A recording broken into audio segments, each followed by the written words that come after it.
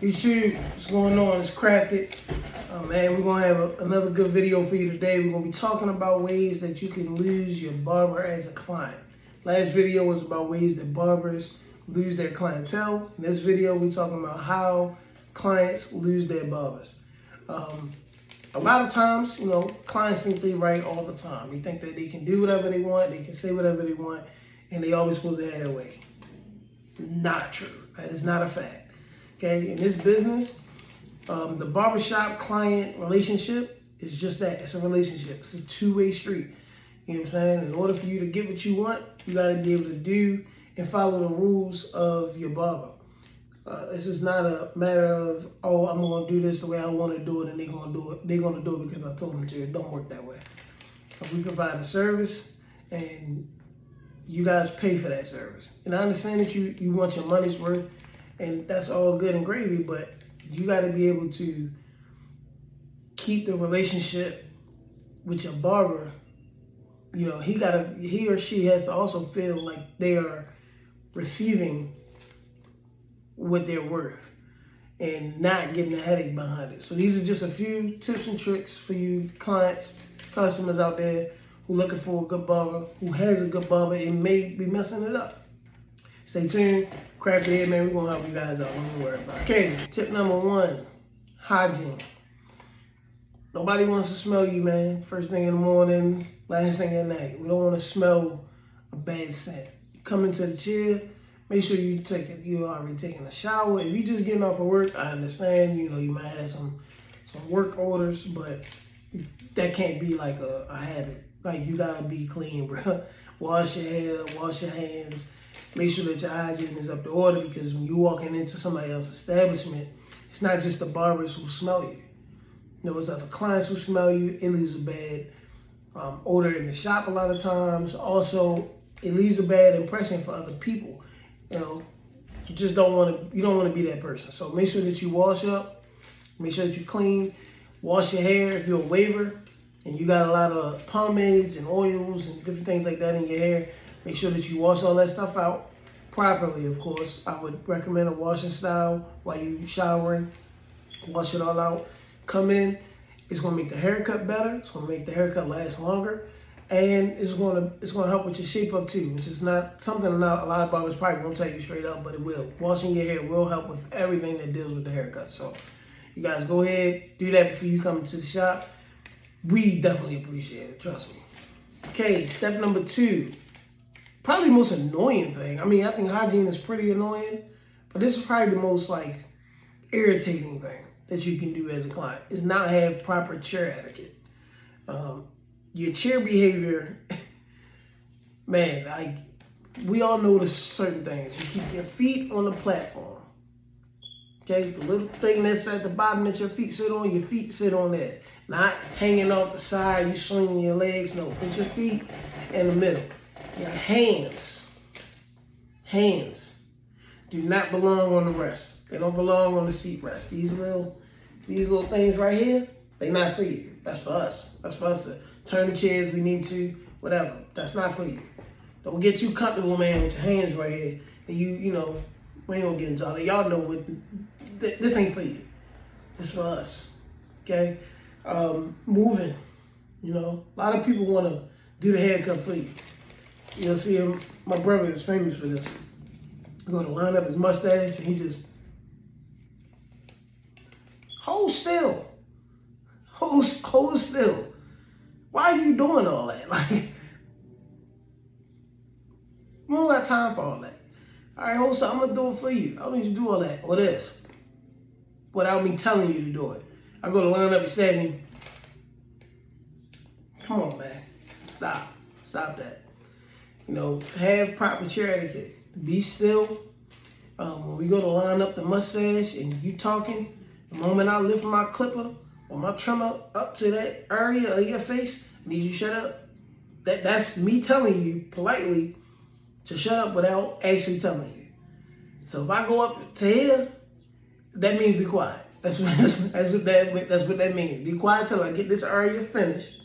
Once I get this area done, you can chat for a little bit, and then once I get back to shaping you up or whatever, it's time to be quiet.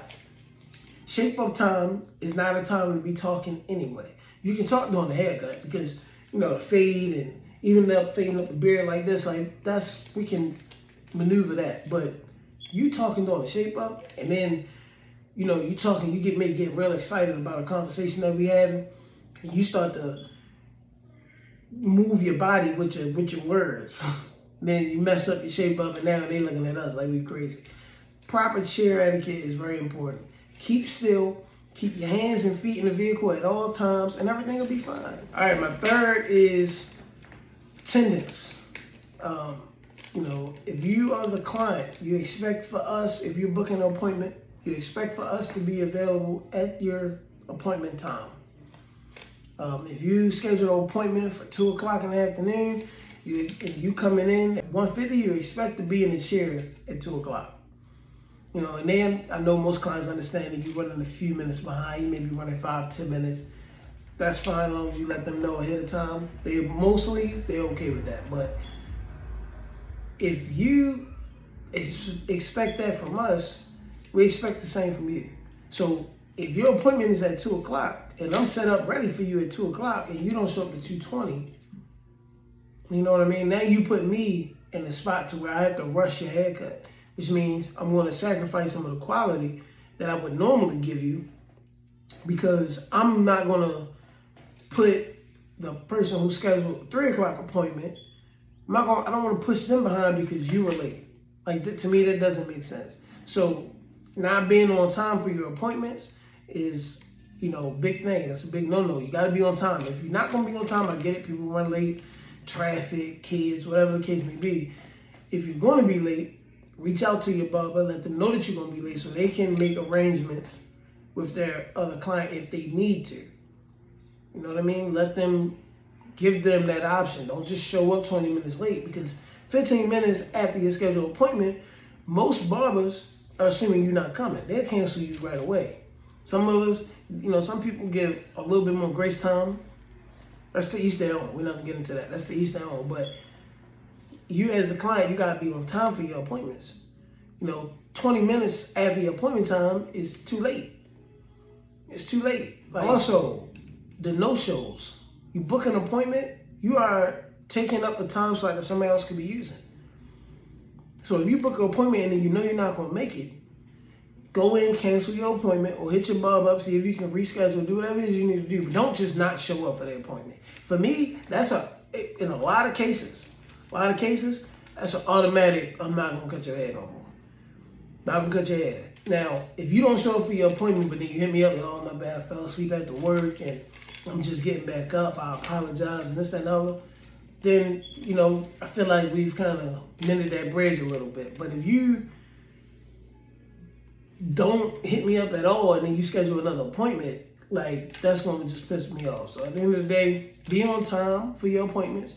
And if you're not going to make your appointment that you scheduled, make sure that you're reaching out to your barber and letting them know. That way they can, they can set their schedules accordingly. Because somebody else can fill those time slots that you're taking up. Because time is money. And that's the only thing you guys are booking for time. Yeah, you're going to get a service within that time, but you guys are booking for time. So you're booking for an hour out of my day to give you a service that you need. I need you to be on time for that service. And if you're not going to make it, I need you to let me know why. And you don't got to get into detail. I don't need you to get into detail. Oh, my cat died. I had to bury my cat. And then after that, I got stuck. I don't need all that. Just be like, look, man, I had some issues. Couldn't make it in. My bad. I'm going to reschedule when I can. Cool. We good to go. But you got to do something. You can't just not show up. Another tip. The mirror man. I call you guys mirror man. The person who always got to look in the mirror every 2 seconds just to see what you're doing. Stop. There's nothing in that mirror that you're going to see that's going to make me stop doing things the way that I'm doing it. People look in the mirror expecting a finished result before the result is done. You ain't even let me get to it. I had people, I'm about to shape them up or different things like that. Or I'm in the middle of fading. I'm in the middle of giving you a fade, and every 2 seconds I see you doing this. Or I stop and change my clipper and you doing this. Stop. Why are you looking in the mirror? I know you think the mirror is for you. It's not. This mirror is for me. That mirror is for you. Again, let me make sure that I'm clear. Barber mirror, client mirror. Y'all get the small one. This is for you. Not this one. This was for me. This is for me. This is for you. Stop looking in my mirror, man. That ain't for you. Unless I turn you to the mirror, you shouldn't be looking in that mirror. All right? Okay, another one. Being a distraction. And this could be a couple different things. If you are in a barbershop, you can be loud and obnoxious, being a distraction for other people in the shop. You can be an uncomfortable distraction. Okay? Making other people that, other people in the area uncomfortable. Not cool. Not cool. Because that is a bad look on the barber as well. Because if you don't say nothing, at that point, your other colleagues or the other clients in the shop looking at you crazy. So being a distraction in the shop is not cool, man. Also, being distracted while you're getting your haircut. So pick every 2 seconds you got to get on the phone. Or every 5 seconds you want to get up and you want to eat something. You want to get up and we're not doing all that. We're not doing all that. You are here for a certain amount of time. Okay, you're not coming over here to chill, bro. You're not. You're coming over here to get your haircut. Now, in the middle, while in the midst of you getting your haircut, we'll chop it up. We'll have a good conversation. We do all that. You can tell me all your problems because y'all do it anyway. We welcome all that, bro. We're not just your barber, we're your therapist too, and that's okay. But you can't be a distraction. You can't be something that's stopping me from finishing the haircut on time, or you can't be the distracted person that's pissing other people off because you're making everybody else uncomfortable. You know what I'm saying? You can't do that. Conversations about certain things that you should not be doing in the shop, and we all know what that is. You shouldn't have certain conversations around certain people or with certain people. You can't be that type of distraction. Stuff you do outside, you can't always bring that stuff into a barbershop or somebody's salon suite or whatever it is. You can't really do that. Don't be a distraction. Don't be a distraction. You're going to make the haircut go longer, and then that's going to cause you to complain.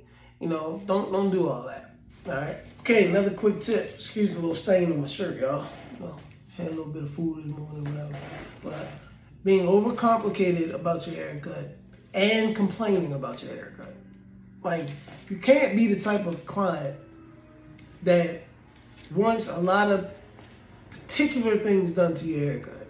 You may be going for a certain style, a certain look that, to be honest, may not suit you, may not be feasible for the barber to achieve based off of your hair texture and all these different things.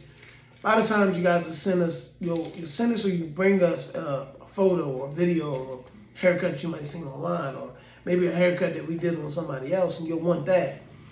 And y'all hair be completely different. So the outcome of that haircut on you is not going to look the same as the outcome of the haircut that you showed me. And you guys got to have an understanding of that. Also, probably a little bit more important than that is that if I explain to you those things, that it may not turn out that way, but we can do the haircut, it may look a little bit different because of your texture and different things of that nature. You can't complain after the haircut that it doesn't look like the picture. Don't make that complaint and those comparisons, because at the end of the day, I told you basically told you earlier that the haircut wasn't for you. But you choose not to listen because you want what you want as a client and you're paying for it. So I clearly understand that. But you got to also understand that every haircut isn't for you. So whether you've seen it and you liked it does not mean it's going to suit you. That's not what it means. Some people have bigger foreheads, which changes the shape up. Some people have real narrow, you know what I'm saying? Some people have a lot of hair on top. Some people don't have enough hair. Some people think they have enough hair for that look, but in reality you don't, because you're looking at a picture or a video of somebody else. So you're going to be picky about what you want, after the barber or the stylist or whomever is doing your hair explains to you that it may not look exactly like this picture, but I can give you what that haircut is, complaints gotta die down a little bit. You can't be complaining about stuff. Now, if they completely jack your hair up, I mean, that's a part of the game. You can complain about that all day. But if they actually gave you a good haircut, it just didn't give you the same pop or the same feel as the picture, then, you know, you got to take that on the chin because we gave you that information in the beginning. Okay, another one is short shorts. Short shorts, yes, like the summer shorts. Stop shorting your barbers. You got to pay them what they're worth. You book the appointment with them. You come into the shop, you ask them what they price, they give it to you, you sit down in the chair and they do real good on your head. Give them what they worth, man. Give them what they telling you they worth. This is not 20 years ago when haircuts was $15. Those days is over. Those days are over. Get over that. Like the $10 haircuts, the $15 haircuts. If your barber charging $15 for a haircut, then he don't know his own worth. So, or she don't know her own worth. For you, as a client, you give them what they're asking for. If they're giving you what you asking for, okay, then you gotta give them what they asking for. That's just the way it go. Okay, the time with the $15 haircuts, that stuff is done. That stuff is over. It's over. Every year you want to raise from your job. Every year you want them to give you more money for the job that you do, and you don't plan on changing nothing about the job. But the moment barber want to go up in his prices, moment she want to add services and charge more for it, y'all won't complain about it. Come on, man. Don't work that way. We set the market. The clients keep the market flowing, but the barber themselves, we set the market. So if a haircut in my city is averaging $40, then every barber, we came not together. We didn't sit down at a table, you know, big hoorah, but we all went up in our price because everything else is going up too. So we got to make sure that we eating. We got to make sure we feeding ourselves. Because if we was all still charging $10, $15, bro, we be making less than minimum wage. Come on now. That ain't cool. That ain't cool. And the pricing is just that. It's our price. It's our price. It's not y'all price for us. It's our price.